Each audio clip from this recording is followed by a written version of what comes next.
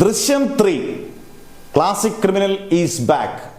മോഹൻലാലിൻ്റെ ജോർജ് കുട്ടി, നമ്മുടെ ജിത്തു ജോസഫിൻ്റെ സംവിധാനം. ജിത്തു ജോസഫ് ഒരുപാട് പരാതികൾ അടുത്തിടെ ഇറങ്ങിയ സിനിമകളെല്ലാം ഇങ്ങനെ ഫ്ലോപ്പ് അടിച്ചിരിക്കുന്ന സമയത്താണ് ദൃശ്യം 3 ഏപ്രിൽ 2 വേൾഡ് വൈഡ് റിലീസാണ്. മോഹൻലാൽ പുത്തൻ പോസ്റ്റർ ഷെയർ ചെയ്തിട്ടുണ്ട്. നല്ല സിമ്പിൾ പോസ്റ്ററാണ്, നല്ല അടിപൊളി പോസ്റ്ററാണ്. ഇത് നമ്മൾ കാണുമ്പം ആദ്യത്തെ ദൃശ്യം 1 അല്ലെങ്കിൽ ദൃശ്യത്തിനെ അനുസ്മരിപ്പിക്കുന്ന രീതിയിലുള്ള പോസ്റ്റർ ഡിസൈനും പോസ്റ്ററും ഒക്കെ വളരെ സിമ്പിളാണ്. പക്ഷേ നോട്ടത്തിലൊക്കെ വളരെ നല്ല ഗംഭീര നോട്ടങ്ങളൊക്കെയാണ്. ദൃശ്യം 2 ഒരുപക്ഷെ OTT ആയതുകൊണ്ടായിരിക്കും എൻ്റെ പോസ്റ്ററുകളൊന്നും നമുക്ക് അധികം ഓർമ്മയിലില്ല. അങ്ങനെ കാരണം തിയേറ്റർ റിലീസും അല്ലായിരുന്നല്ലോ. പക്ഷേ ഇത് ദൃശ്യത്തിൻ്റെ അതുപോലൊക്കെ ഫീൽ ചെയ്യുന്നുണ്ട്.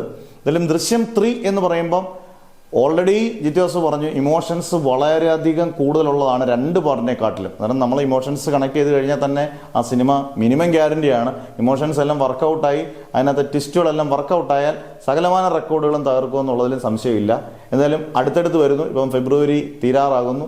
മാർച്ച് ഏപ്രിൽ 2 എന്ന് പറയുന്ന ഡേറ്റ് ഉണ്ടെങ്കിൽ ഈ പറഞ്ഞ പോലെ പ്രീ സെയിൽ ബിസിനസ് നടക്കുന്നത് തന്നെ എനിക്കൊന്ന് അഡ്വാൻസ് സെയിൽ ബുക്കിംഗ് തന്നെ ചിലപ്പോൾ റെക്കോർഡായിരിക്കും.